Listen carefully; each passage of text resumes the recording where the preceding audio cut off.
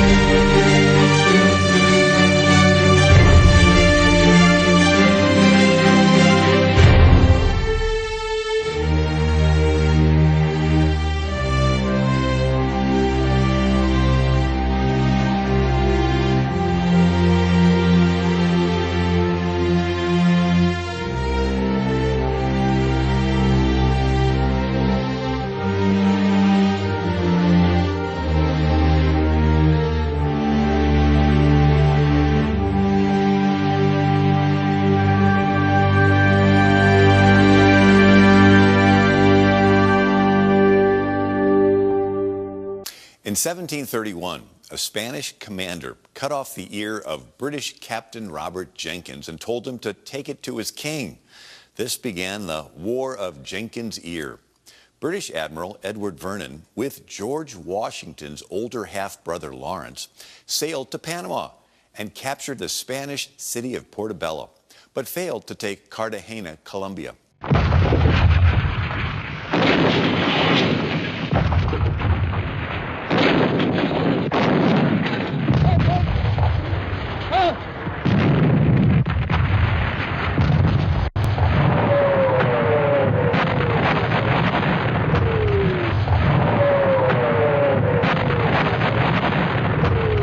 Battle of Cartagena de Indias was an amphibious military engagement between the forces of Britain under Vice Admiral Edward Vernon and those of Spain under Admiral Blas De Lezo. It took place at the city of Cartagena de Indias in March 1741, in present-day Colombia. The battle was a significant episode of the War of Jenkins' Ear and a large-scale naval campaign. Cartagena of Indias, in the 18th century, was a large and rich city of over 10,000 people. It was the capital of the province of Cartagena, and the main town had significant fortifications that had been recently repaired. Its harbour was considered one of the finest in the world. The British considered Cartagena a prime target because of its gold shipping port.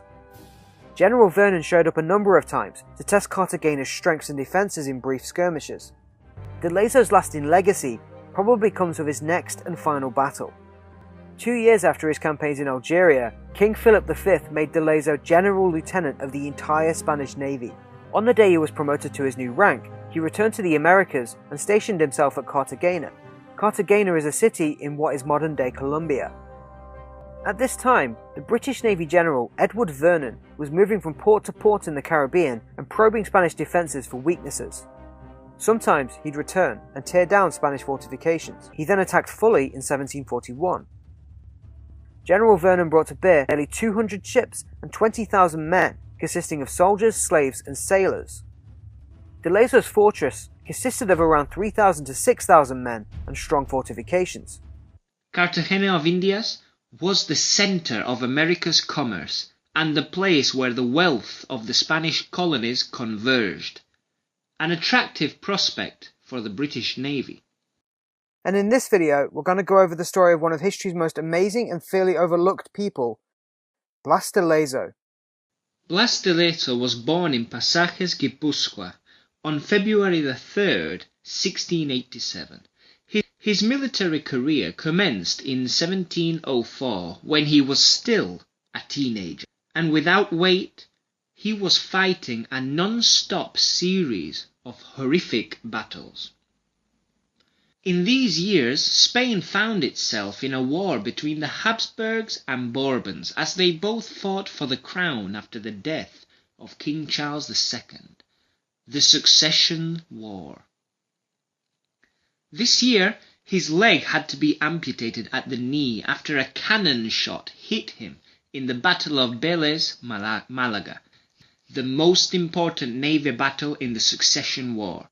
Later, he lost his eye in the same war, this time at a fortress of St. Catherine of Toulon, while he fought against the troops of Prince Eugene of Savoy.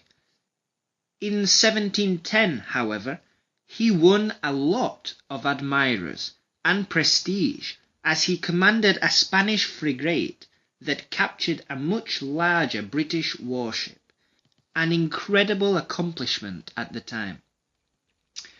In that mission, he wasn't hurt at all, but 3 years later normality resumed, as he participated in several battles and bombings of Barcelona, and he lost his arm after taking a musket shot. But this didn't stop him, and he continued until he destroyed the enemy fleet by lighting some of his own ships on fire and pushing them into the middle of the enemy formation, burning the enemy. After the Succession War, he became part of a Spanish-French squadron under the command of Bartholomew of Urdaci, with the objective of stopping pirate presence in the South Seas, Peru. This was another impressive success for Blas, as he recovered over 3 million pesos of gold from Dutch and English ships. The biggest challenge of Blas De Lezo, now a 39-year-old veteran, was when he had to defend Cartagena of India from the British army, who were desperate to conquer the territory. Admiral Edward Vernon was an English naval officer. Vernon was born in Westminster and went to Westminster School. In 1739 he was responsible for the capture of Portobello, seen as expunging the failure of Admiral Hosier there in a previous conflict. However, a later operation against Cartagena de Indias was a failure. Beyond Boca Chica was the Great Lagoon of the outer harbor, with an entry channel into the inner harbor between two peninsulas, each defended by a fort. The walls of the city itself mounted some 160 cannon, and the suburbs 140 guns. The city was surrounded by a water-filled ditch and its gates supported by recently built bastions. The suburbs were also surrounded by a wall and ditch. About a quarter-mile south from the city on a hill was Fort San Lazaro, square 50 feet on a side with 3 demi-bastions. The position of Fort San Lazaro commanded the city itself and the plain around the hill.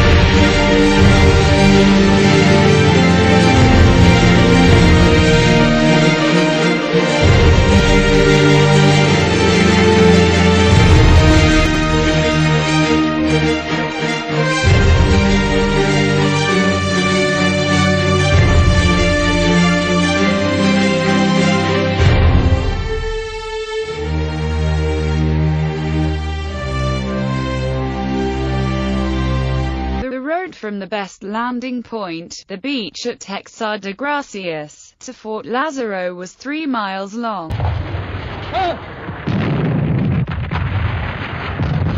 On the 23rd of October 1739, England declared war on Spain in what became known as the War of Jenkins' Ear. Some background you need to know before getting into the war itself is at the conclusion of the War of Spanish Succession and the Treaty of Utrecht in 1713, Britain received a 30-year asiento, or contract right, to supply an unlimited number of slaves to the Spanish colonies and 500 tons of goods per year. This provided British traders and smugglers potential inroads into the closed markets in Spanish America. But Britain and Spain were often at war during this period, fighting one another in the War of the Triple Alliance, the blockade of Portobello, and the Anglo-Spanish War. The incident that gave the war its name occurred in 1731 off the coast of Florida, when a British ship named Rebecca was boarded by the Spanish patrol boat La Isabella. Tensions were being built by the British trade company called South Sea Company, who believed a war with the Spanish would help the failing economy of England. The conflict mainly kicked off of the Spanish cutting off a British merchant's ear. His name was Jenkins. In early April of 1731, there was this British brig called the Rebecca. She began to sail away from Jamaica, fully loaded with sugar, molasses, gin, coffee, and various Caribbean commodities. Its captain, Robert Jenkins, who's at the helm, and he's looking forward to an uneventful trip and a big fat paycheck when he gets back to England. Now, the Rebecca was a merchant ship. She once was a brigantine or a warship, but she had been converted, and she had been sold to the Royal African Company. Thus, Jenkins made the bulk of his money in the transportation of human cargo. Yes, the Rebecca was a slave ship. But once its human cargo was delivered, Captain Jenkins was free to purchase a new cargo. But as the Rebecca sailed past the Spanish possession of Cuba, a Spanish sloop called the La Isabella appeared on the horizon. Its captain was Julio Leon Fandino, and he was a proud member of the Spanish Coast Guard, and he took serious his charge. Now, Jenkins pulled his sails, he slowed down, he raised a welcome flag. Fandino, ambitious perhaps, nonetheless fired cannon shot at the Rebecca until Jenkins gave the order to drop anchor. Fandino climbed aboard the Rebecca with a small contingent of Spanish Marines. Jenkins encouraged Fandino to talk in his cabin, but in less than 5 minutes, 2 Spanish Marines appeared at the door. They had just finished inspecting the holds of the Rebecca, and they reported to Fandino that there was some Spanish contraband aboard the Rebecca. Fandino flew into a rage, pulled his sword, and ordered his Marines to seize Jenkins. Fandino had the English captain tied to the mainmast of the Rebecca, where he promptly, in front of all the sailors, sliced off the ear of Captain Jenkins. Fandino then threw the ear to the deck and was said to have exclaimed in perfect English, "Give this ear to your king as a warning. Spain will not tolerate." Although Jenkins returned to Britain and relayed the message, his disfigurement was greeted with little interest. However, when opposition politicians began pushing for war against Spain 7 years later, Jenkins was invited to address Parliament, where he reputedly showed his carefully preserved severed ear. Prime Minister Robert Walpole was consequently pressured to declare war against the Spaniards.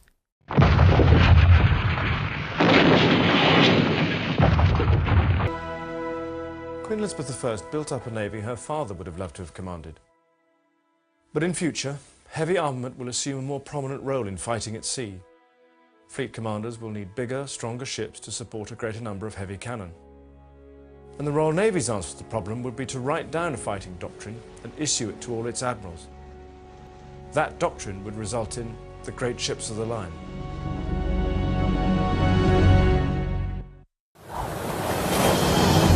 For almost 200 years, the ship of the line was the dominant fighting machine on the seas. Manned by a crew of 850 and capable of firing over 1.5 tons of iron shot in a single devastating broadside, these 18th century floating fortresses were the nuclear-powered capital ships of their day. It's like an office building with cannon. It's intimidating, it's big, it's powerful, and it is the most complicated thing in 1750. In the 17th and 18th centuries, these wooden walls, crewed by iron men, fought titanic, bloody battles. The largest fleet actions in history. Battles that would crush and create empires.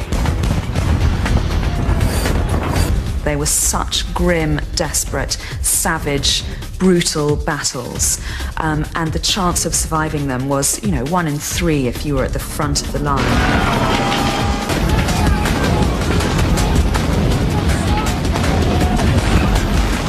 The great transformation of her naval strength began in 1509, when my ancestor, an 18-year-old Henry VIII, ascended the throne and energetically assumed the task of creating a navy that could challenge the best of the French and Spanish warships. Henry VIII is often called the father of the Royal Navy, but he was far from being the first English king to use the ports of England to bring violence to his enemies. The earliest record of a British king organizing a navy was in 885, when King Alfred the Great built a fleet of longships to combat Viking raiders on the Wessex shore. By 1200, English warships had evolved from fragile Viking-style ships into heavy-timbered, deep-draft cogs, as they were called.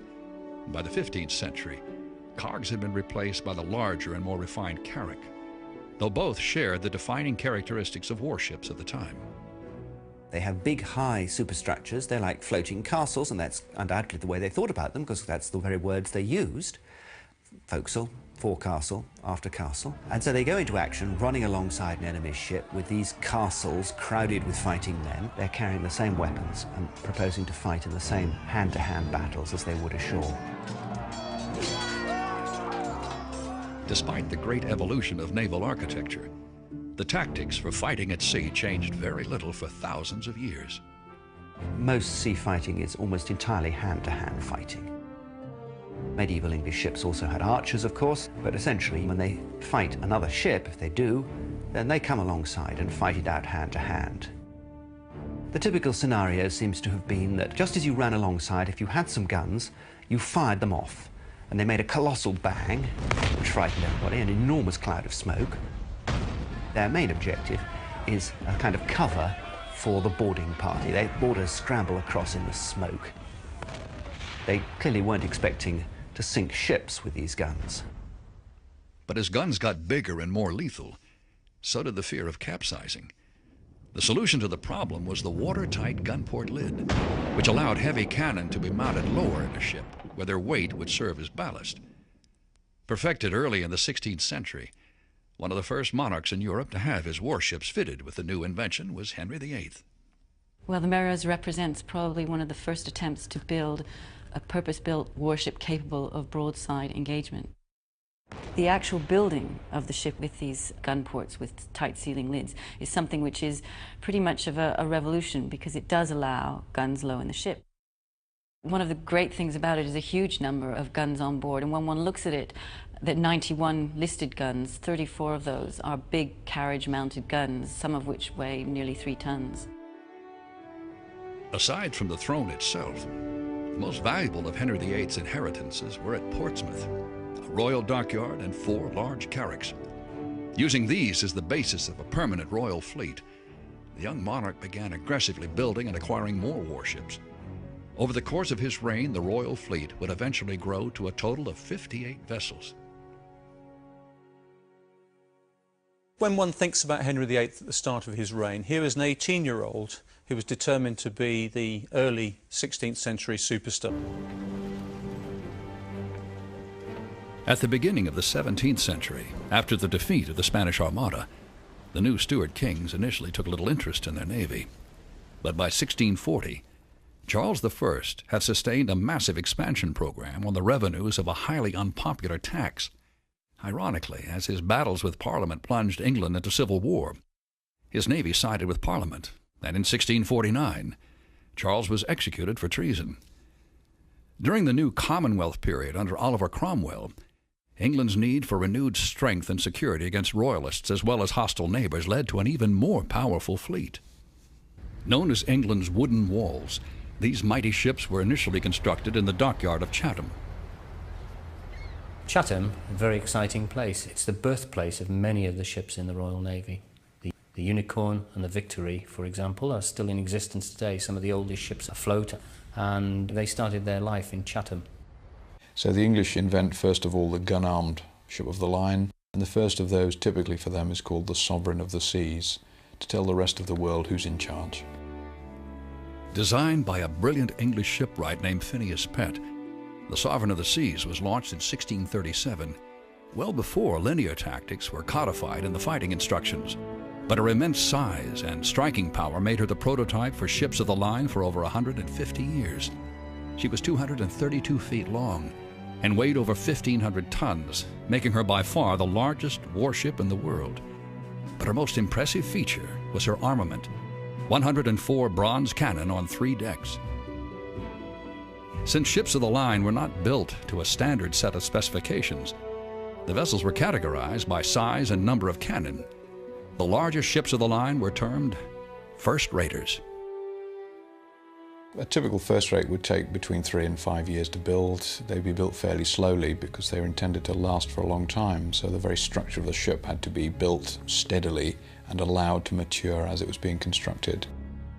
And this would involved 3,000 or 4,000 tons of prime timber and the work of probably 1,000 men at various stages putting the thing together. So it's an enormous undertaking. the Royal Navy was fully prepared to put their ships of the line to the test. In the first battle of the Anglo-Dutch Wars between Blake and Dutch Admiral Martin Tromp, and in May of 1652, the British fleet sailed to meet the Dutch ships head-on, poised to hurl cannon fire at the enemy's hulls. And before the first blast from the first shot rang out, Blake knew the outcome of the battle and the war would forever change the face of England's navy. King Philip II of Spain ruled over a vast empire of burgeoning wealth and power, sharing with Portugal a commanding lead in navigation, exploration, and plunder of the New World. To the merchant adventurers of Plymouth, selling slaves to eager buyers in Spanish colonial outposts in the Americas was akin to looting the treasure convoy sailing back to Spain. Just another opportunity to acquire riches at the expense of a hostile and, in their eyes, arrogant Spanish empire. Slaves were looked upon as commodities, and again, in the atmosphere of the time, this was seen to be acceptable. But slaves are very much a very strong economic part of the development of our country at that time, with great places like Liverpool and Bristol developing through the slave trade. A blot on our past, I think, but something again which was very much prevalent in that period of history.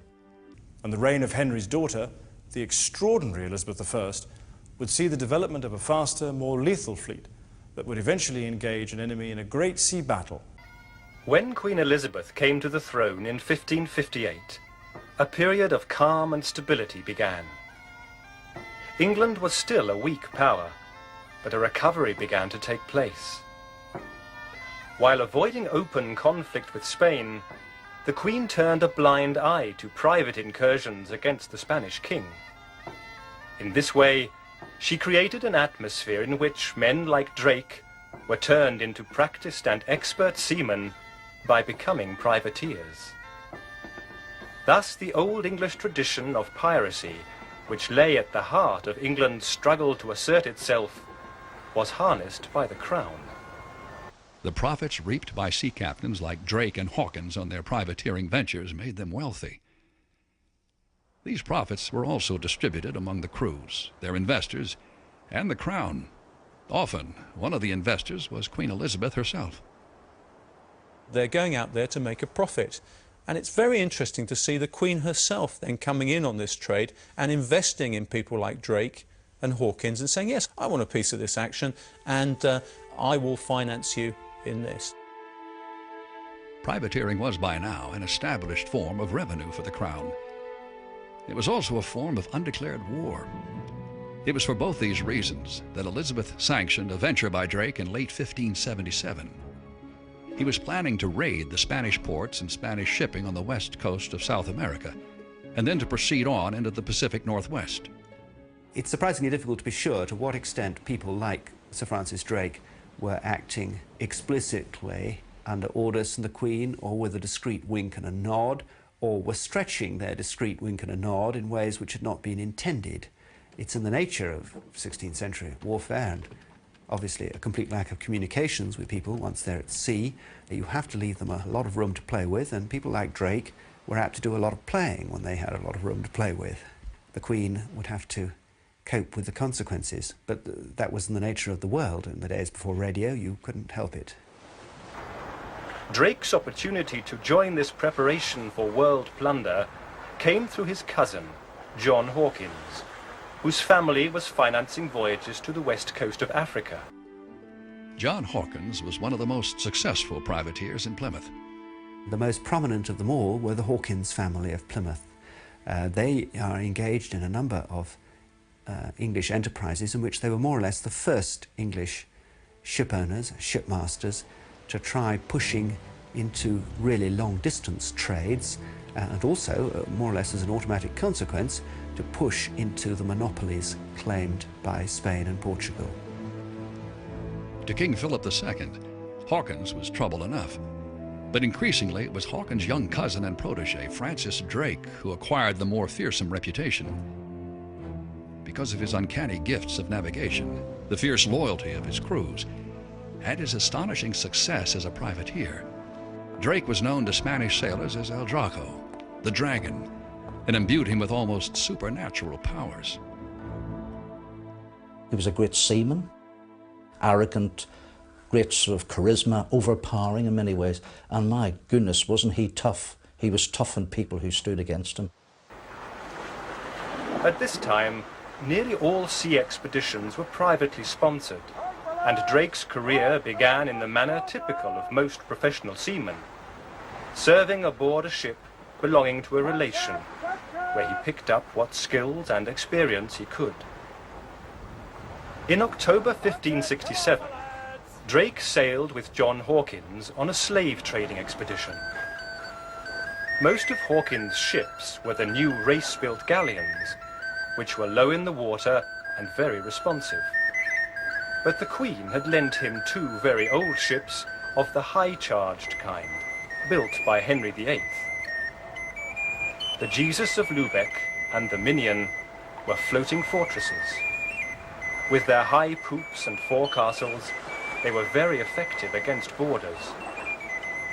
But they were clumsy ships, and most importantly, considering their age, their cannons put a strain on their timbers. Most of these great ships had been replaced by this time. Before the voyage was over, Hawkins and Drake had good reason to wish the Lubeck had been among them. During the outward voyage, Hawkins made Drake master and commander of one of the smaller ships, the Judith. Then, having collected 500 slaves in Guinea, he made for the Spanish Main. There, despite the knowledge that the King of Spain had forbidden trading, Hawkins bribed, cajoled, and increasingly bluffed the local authorities with shows of force into accepting the trade their colonists eagerly desired. On reaching Rio de la Hacha, however, Drake requested permission to replenish his water supply and was instead fired on. When the rest of the squadron arrived, Hawkins in response put ashore a landing party to subdue the town. He then continued trading forcibly, selling the governor himself 80 slaves at a price of 5,000 gold pesos.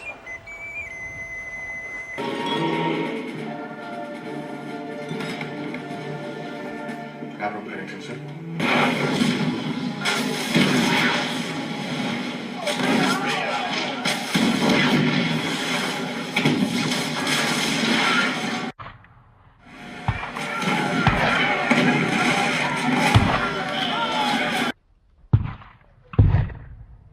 Setting sail from Plymouth in his swift and nimble flagship, the Pelican, Drake made his way across the South Atlantic and rounded Cape Horn at the tip of South America. The Pelican was very similar to a new generation of smaller, faster galleons that had come to be known as race-built galleons.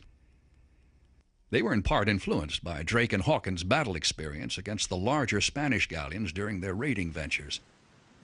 They found that the best way to counter the towering Spaniards was by using speed and maneuverability to stay away from the enemy, where they could safely pound them with their longer-range cannon called culverins. One of the key figures in designing this new breed of warships was Matthew Baker. As master shipwright during much of Queen Elizabeth's reign, Baker was instrumental in establishing the specifications for the race-built galleons. Some of Baker's pioneering plans survive in a book residing in the Pepys Library at Cambridge University. The Matthew Baker book is of enormous significance because it is the first record that we have in the whole of Europe of designing from plans.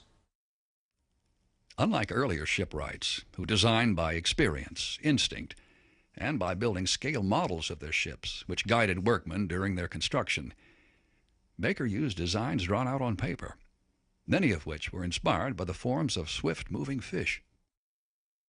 Drake's ship possessed many of the attributes of these new vessels, and as he sailed into the Pacific, anticipating success, he renamed his ship the Golden Hind.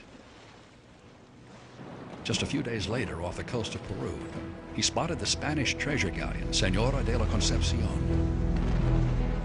Despite her heavy armament, Drake attacked in the much smaller Golden Hind, overwhelming the Spanish crew with the sheer surprise and fury of the assault. Once aboard the Señora, The loot Drake and his men found exceeded their wildest expectations.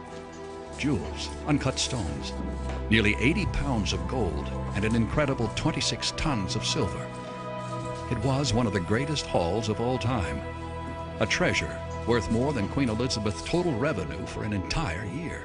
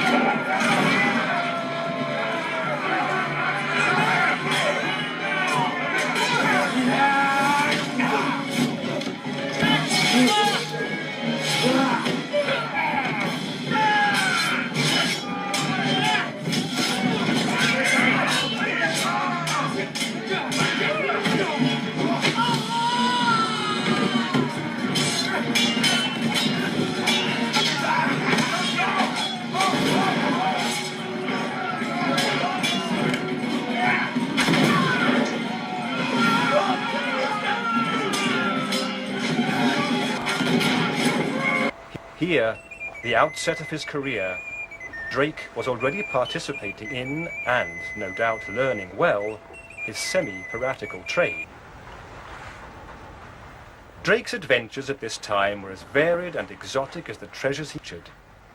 They culminated in the capture of the great ship, the Cazafuego, described by the Spanish as the great glory of the South Sea. And great glories indeed she yielded to Drake. Some fruit, conserves, sugar, meal and other victuals, certain quantity of jewels, 13 chests of plate, 80 pounds weight in gold, 26 tons of uncoined silver, 2 very fair silver drinking bowls, and the like trifles, valued in all at 360,000 pesos. Spirit of those giants of the 16th century like Sir Francis Drake, the Royal Navy evolved into a mighty force that would propel England to the pinnacle of empire in the centuries ahead. This was the great sort of Elizabethan period, the 16th century, which really saw not only the establishment of the Royal Navy as a proper force, but also the beginnings of empire for the British. Of course, that period spawned this wonderful group of people, Drake, Hawkins, Raleigh, Grenville. And of course, the Spaniards for many years after his death described, Drake as the worst pirate of all time. But he was a man of his time, great entrepreneur, great businessman, great leader, and what a tough man to achieve the things he did. But a wonderful group of people. I don't know if they go down too well today, but they were really men of their time.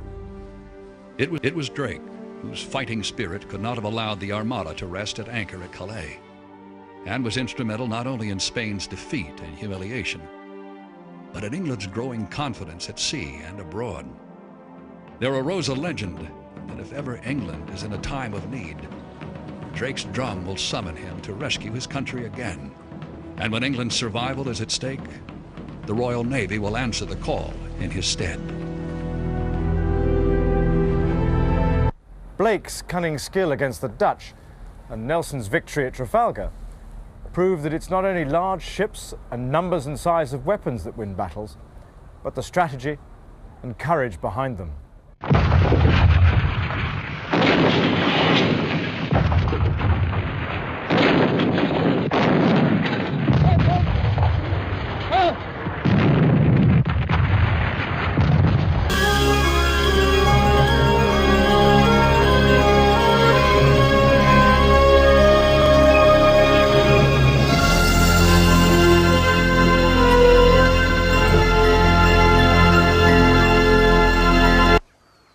King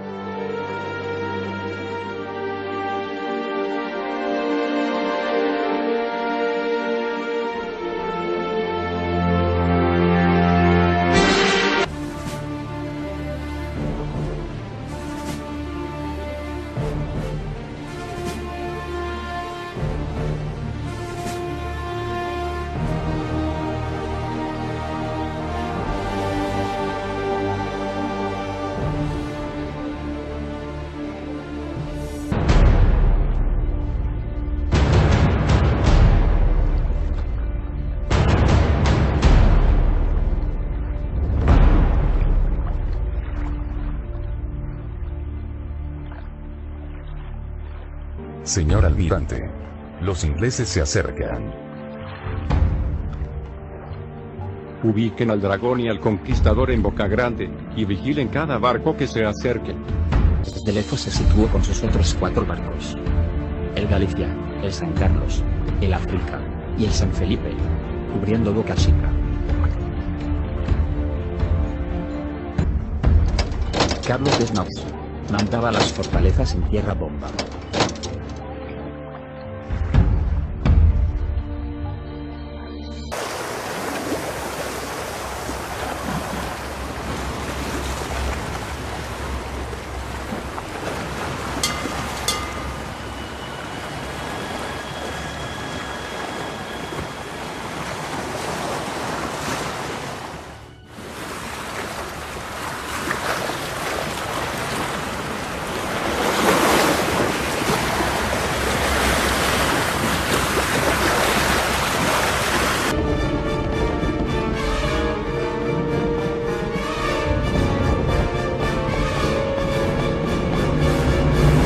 ¡Disparen los cañones!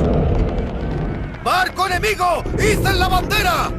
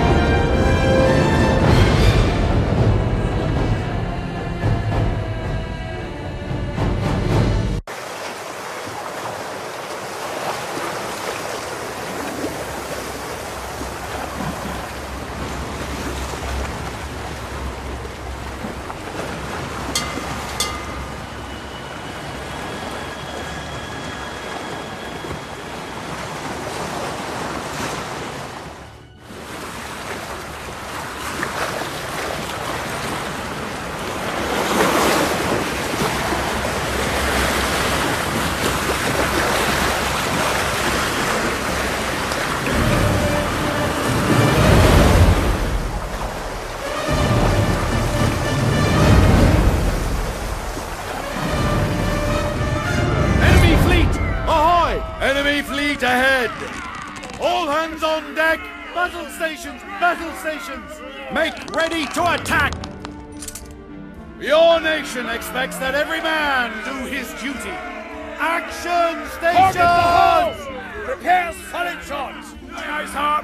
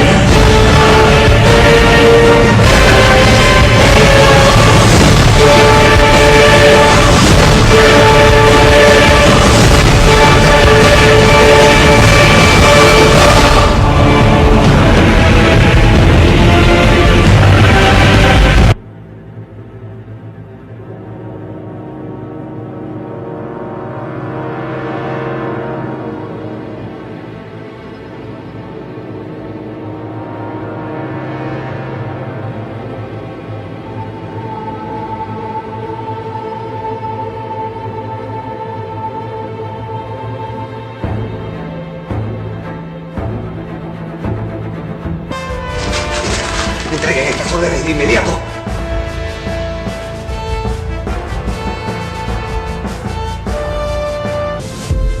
Look out, runner to windward! We're very bad to be honest at that! Texas. Hold on! We must run before it's too late! Eat them course!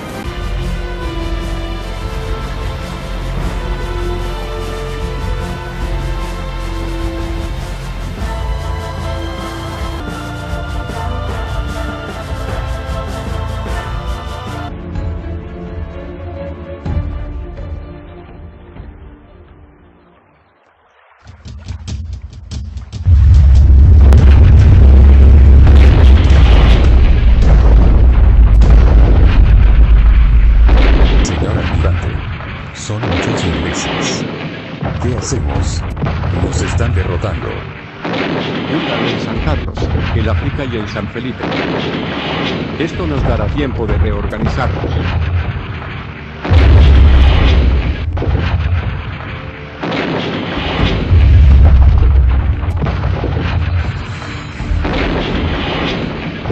El Galicia es tomado por los ingleses.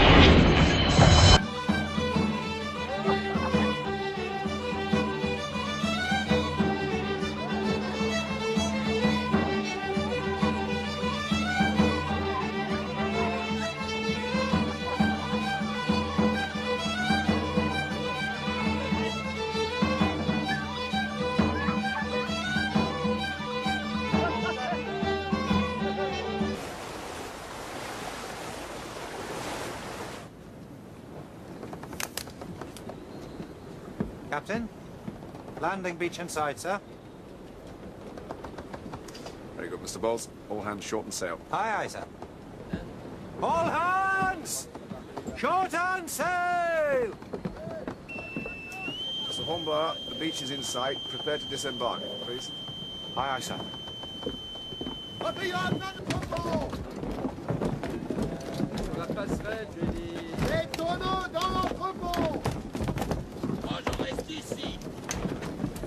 We'll be taking 2 12-pounders and enough powder to destroy a bridge.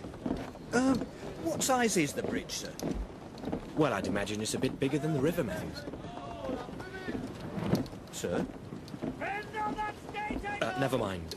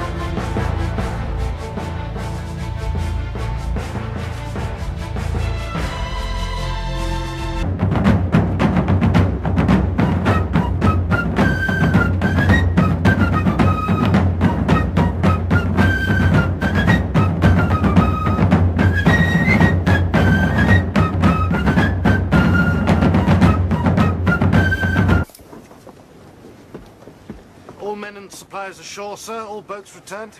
Thank you, Mr. Bracegirdle. Signal all ships to make sail. Course, Mr. Bowles. West by north, sir.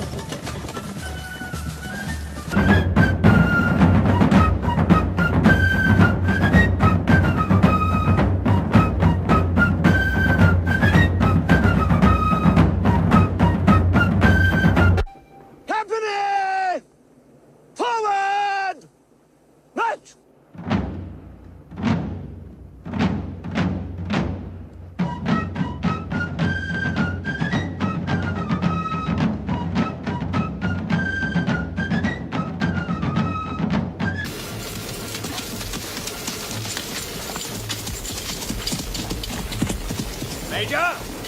Ready, my lord!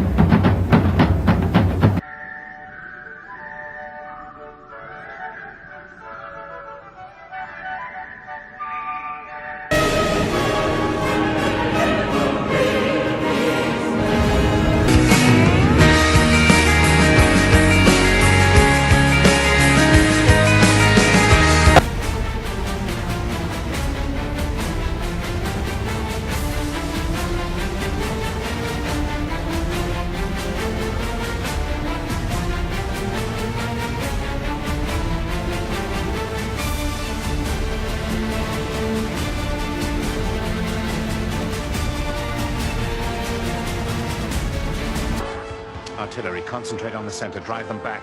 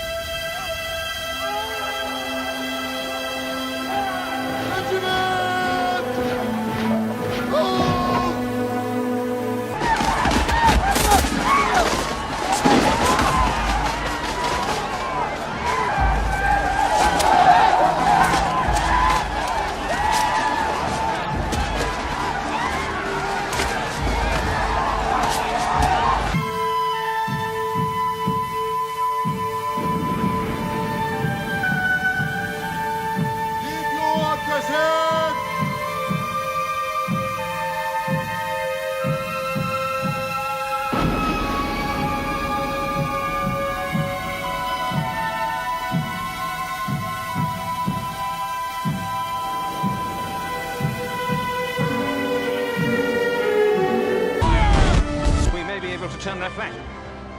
Dream, General.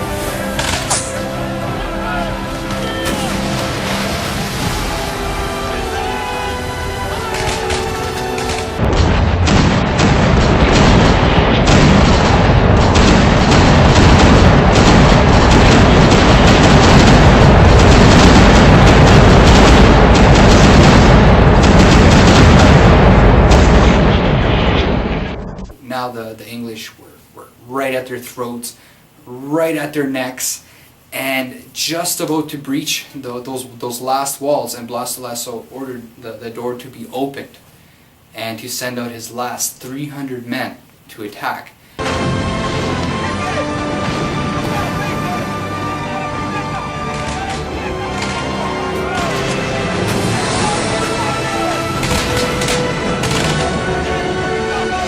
Now we got to understand here that the men that the English were attacking with were over 27,000 men at that moment, you know, throughout those battles, and I'm sure that the Spanish, only having 3,000 men, must have lost a considerable amount, only having 300, and as well the English losing a lot from those 27,000 through the series of battles that they got to that point.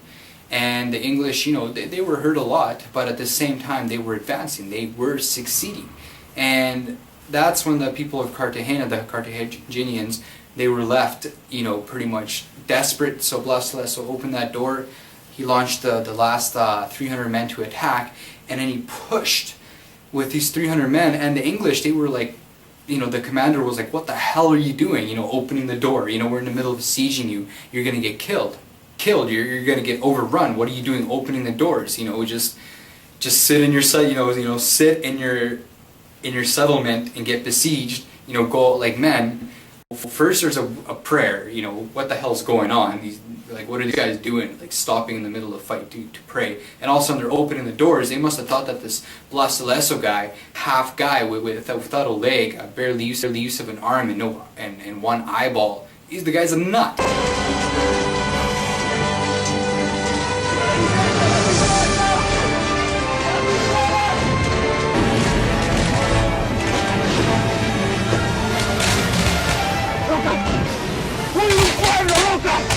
Bien.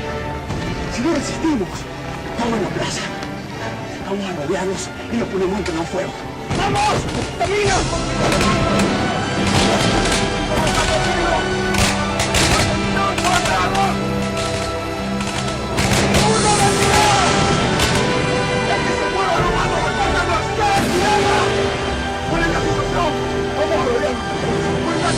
And what ended up happening is that the artillery units, who couldn't use their cannons anymore, they didn't have any ammunition, everybody loaded on their bayonets, attacked. The momentum of the attack, it was pretty much like a stampede.